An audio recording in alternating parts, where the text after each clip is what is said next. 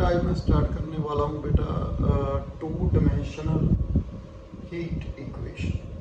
मैंने one dimensional heat equation की बात की थी बेटा, अब हम शुरू करने वाले हैं टू डायमेंशनल हीट इक्वेशन। इसके बेटा लास्ट टू एग्जांपल्स मैं आपको करवा रहा हूँ जो एग्ज़ाम में भी आ सकती हैं। बेटा आपने ध्यान से करना है, एक एग्जाम्पल बेटा आई हुई है पंजाब यूनिवर्सिटी में, सो आपने ध्यान से करना है।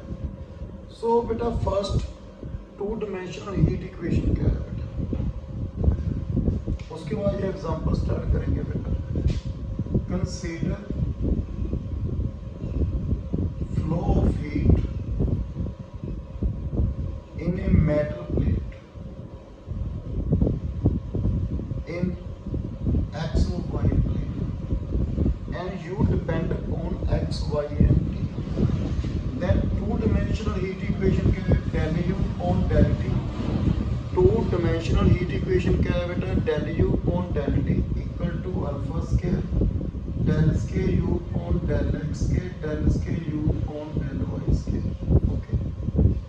जैसे बेटा एग्जाम्पल लिखा है फाइंड द स्टेडी स्टेट। जब इसकी बात कर रहे हैं बेटा वो स्टेडी स्टेट मीन जो प्रोसेस है not change in time, not change in the time, जो प्रोसेस है वो टाइम में नहीं चेंज हो रहा, मीन्स कांस्टेंट हो जाता है, तो इसका डेरिवेटिव क्या रहता है, जीरो। यदि ये जीरो हो गया तो इक्वेशन किस में रिड्यूस होगी, लैप्लेस इक्वेशन। बेटा इस बात का ध्यान रखना, वैसे तो टू डायमेंशनल हीट इक्वेशन की इक्वेशन ये है बेटा, टू डायमेंशनल हीट इक्वेशन की जो अपना डिफरेंशियल इक्वेशन है वो ये है बेटा, partial differential equation. If steady state means constant, means जो प्रोसेस चल रहा है वो constant means not change in the time. So del u upon del t क्या हो गया मेरे पास, जीरो, तो ये इसमें रिड्यूस हो जाएगी। हमने ये यूज करना है बेटा। इफ एग्जांपल में यदि वहां पे लिखा हुआ है steady state temperature distribution, example बेटा find the steady state temperature distribution in the thin rectangular plate. मैंने यहाँ पे क्या लिखा है, एक मेटल प्लेट दी हुई है, by line x equal to zero, x equal to l, y equal to zero, y equal to l। देखो इन x और y plane the edges x equal to zero first steady state, तो हम क्या consider करेंगे equation, del square u upon del x square del square u upon del y square equal to zero. बेटा इस बात का ध्यान रखना आपने। ओके, आगे हमें एजेस क्या दिया, bounded by x equal to zero, x equal to l, y equal to zero, y equal to m।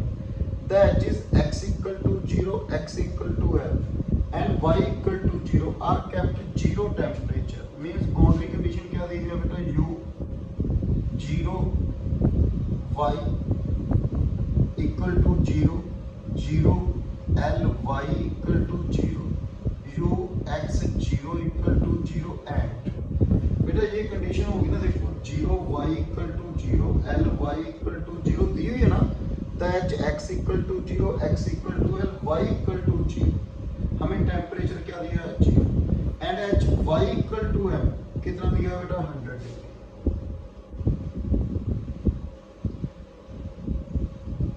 ठीक है बेटा, ये हमें बाउंड्री कंडीशन की, तो हमें कैसे सोल्व करना है बेटा इसको, जैसे पहले करते थे बेटा वैसे ही चलना है, सेम प्रोसेस।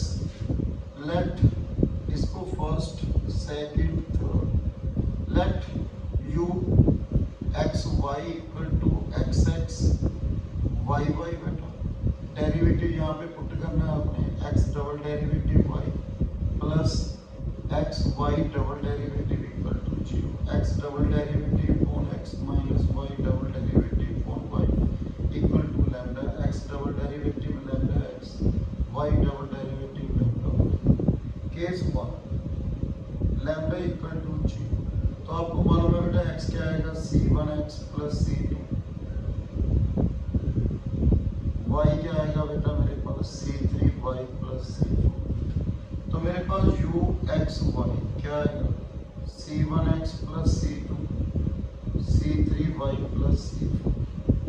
तो फर्स्ट फ्रॉम सेकंड बेटा x जीरो, तो ये वैल्यू क्या होगी, zero, x zero, c2, c3y plus c4। यदि c3y प्लस c4 जीरो हो गया तो u जो कंसीडर किया था बेटा मैंने u x y this zero हो गया तो वाई वाई जीरो हो गया, तो यू एक्स वाई क्या हो गया जीरो। तो कंट्रडिक्शन लग गई बेटा, ये हमें क्या दिया हुआ है आंसर, तो ये तो कंट्रडिक्शन लग गई बेटा, या ट्राइबल सॉल्यूशन लग गया। मैं C2 जीरो रख लिया बेटा, यहाँ यदि C2 जीरो है तो मेरे पास क्या होना you x Y C1x C3y plus C4। आगे क्या दी है कंडीशन फ्रॉम सेकंड, x की वैल्यू L है तो x की वैल्यू L पुट की बेटा, C3y प्लस C4। यदि ये जीरो है तो ट्राइबल सॉल्यूशन या कंट्रडिक्शन। यदि C L जीरो हो नहीं सकता, C1 जीरो होगी, C2 zero, C1 C2 zero, x zero. यदि x जीरो तो u x y भी क्या हो गया जीरो, ट्राइबल सॉल्यूशन। जब हम इसको देख के कह सकते हैं क्या लगी कंट्रडिक्शन। तो केस 1 तो रिजेक्ट हो गया बेटा हमारे पास। अब केस सेकंड की बात करते हैं। देखना केस सेकंड में क्या लिखते हैं बेटा value. Case second lambda is positive, lambda equal to mu square. तो मेरे पास डी स्क्वायर किसके इक्वल आ गया mu square, D dash square minus mu square. X D की वैल्यू क्या है बेटा plus minus mu, D dash की वैल्यू प्लस माइनस म्यू आइटम। तो एक्स एक्स क्या बना मेरे पास C1 e the mu x, C2 e the minus mu X, Y Y क्या बना C3 cos mu Y, C4 sin mu Y. तो यू एक्स वाई क्या बना बेटा मेरे पास X X Y Y, C1 e the mu x, C2 e the minus mu X, आगे C3 cos mu Y, C4 sin mu Y. इसके आगे बेटा हमने क्या करना है first from second x zero, तो ये वैल्यू क्या होगी zero, C1 plus C2 into C3 cos mu Y, C4 sin mu Y. यदि ये जीरो हो गया तो y by zero, y by zero तो U x Y zero, contradiction या ट्राइबल सॉल्यूशन। तो C1 प्लस C2 किसके इक्वल हो गया जीरो। यदि x की वैल्यू L ले, x की वैल्यू L, तो ये वैल्यू क्या है zero, C1 e the mu है, यहाँ पे C2 किसके इक्वल हो गया minus C1, C1 minus mu है, C3 cos mu y plus C4 sin mu. तो बेटा सी देखो ये तो जीरो में से ये जीरो, कोई कंट्रडिक्शन या trivial solution. C1 common e the mu है माइनस e दी म्यू है। यदि ये जीरो है, ये जीरो हो गया, e दी म्यू है equal to e the minus mu, तो म्यू क्या होगा जीरो, पर म्यू क्या है बेटा ग्रेटर देन जीरो। सो ये तो जीरो में से C1 क्या हो गया zero, C1 zero C2 zero, C1 zero C2 zero, x x zero, तो क्या बन गया बेटा ट्राइबल सॉल्यूशन या कंट्रडिक्शन। तो दोनों केस बेटा रिजेक्ट हो गए। अब हम बात करेंगे बेटा थर्ड केस की।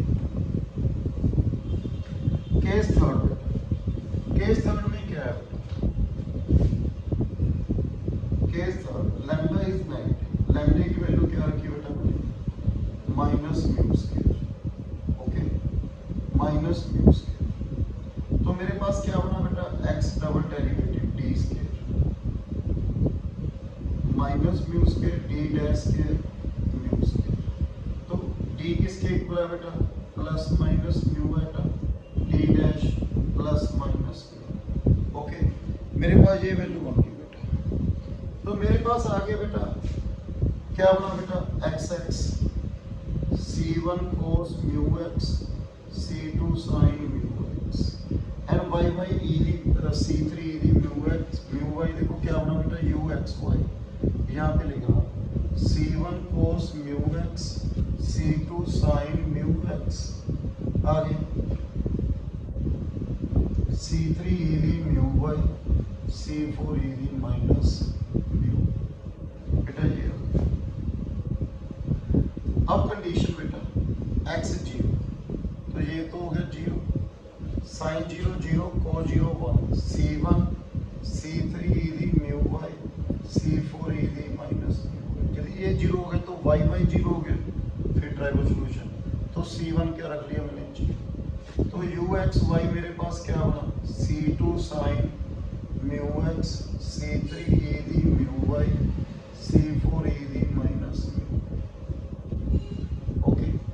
तो बेटा एक्स की वैल्यू कितनी पुट करूँ एल, ये क्या दिया हुआ है zero, C2 sine mu l, C3 e the mu y, C4 e the minus. If C2 0 C1 0 तो क्या बन गया बेटा ट्राइवल सॉल्यूशन या कंट्राडिक्शन। तो साइन ये भी जीरो नहीं हो सकता, यदि जीरो कोई कंट्राडिक्शन, तो क्या बना बेटा साइन म्यू एल क्या आ गया मेरे पास zero, C2 not equal to zero, mu L की वैल्यू n पाई, तो म्यू की वैल्यू क्या आ गई n पाई अपॉन l। तो मेरे पास क्या वैल्यू बनी बेटा u x y, C2 sine n pi x upon l, C3 की n pi y upon l plus C4 e minus n pi y upon l। Okay मेरे पास ये, अब इस कंडीशन की बात करते हैं फ्रॉम द y क्या है बेटा जीरो, यदि y जीरो है तो इसकी वैल्यू क्या होगी बेटा zero, C2 sine n pi x upon l, C3 plus C4। यदि मैं C2 जीरो कर रहा हूँ, C1 पहले ही जीरो है, तो ये जीरो हो गया, तो ट्राइवल सॉल्यूशन। ओके, तो मैं क्या कंडीशन करूंगा बेटा C3 प्लस C4 क्या हो गया जीरो। यदि मैं ये जीरो करता हूँ x जीरो, वही कंडीशन ये साथ C1 भी जीरो है, ये भी जीरो हो गया, तो सारा क्या बन जाएगा जीरो। तो C3 किसके इक्वल आ गया बेटा माइनस C4। ओके, मेरे पास ये वैल्यू आ गई, C4 किसके इक्वल आ गया माइनस C3। इसको आपने यहाँ पे पुट करना है, तो मेरे पास सॉल्यूशन क्या बना बेटा, देखो मेरे पास सॉल्यूशन आ गया, जनरल सॉल्यूशन क्या बना बेटा, देखो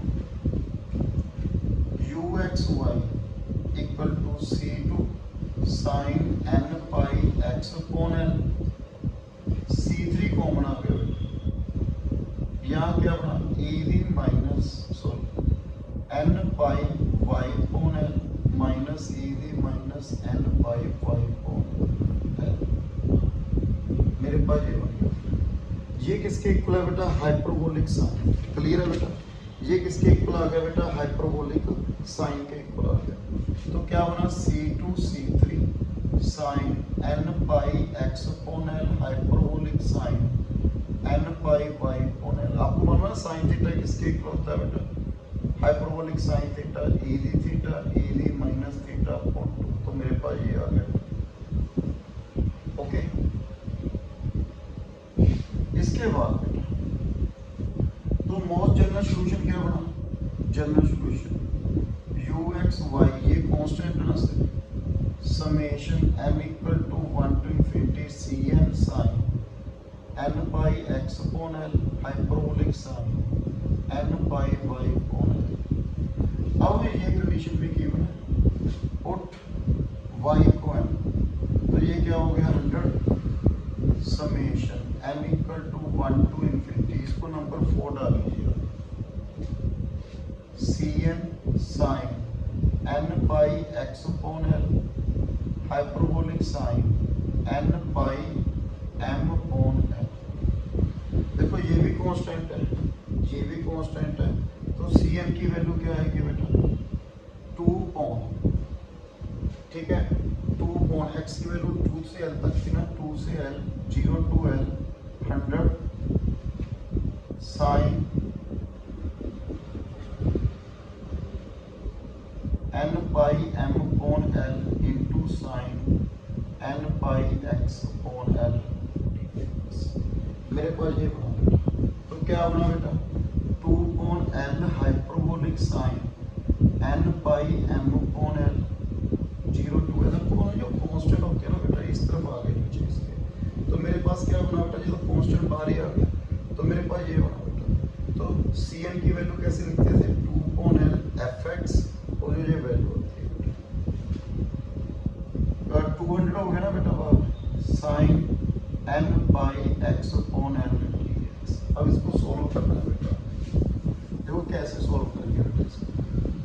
cn equal to 200 upon l sine hyperbolic, cn equal to 200 upon l hyperbolic sine n pi m upon l, जिसका integration minus cos n pi x upon l upon n pi upon upon l, 0 तो l, तो l के साथ l cancel, 200 upon n pi hyperbolic sine n pi m upon l, यहाँ पे l put कीजिए cos n pi minus 1, ये भी minus है, 1 माइनस माइनस 1 की पावर है।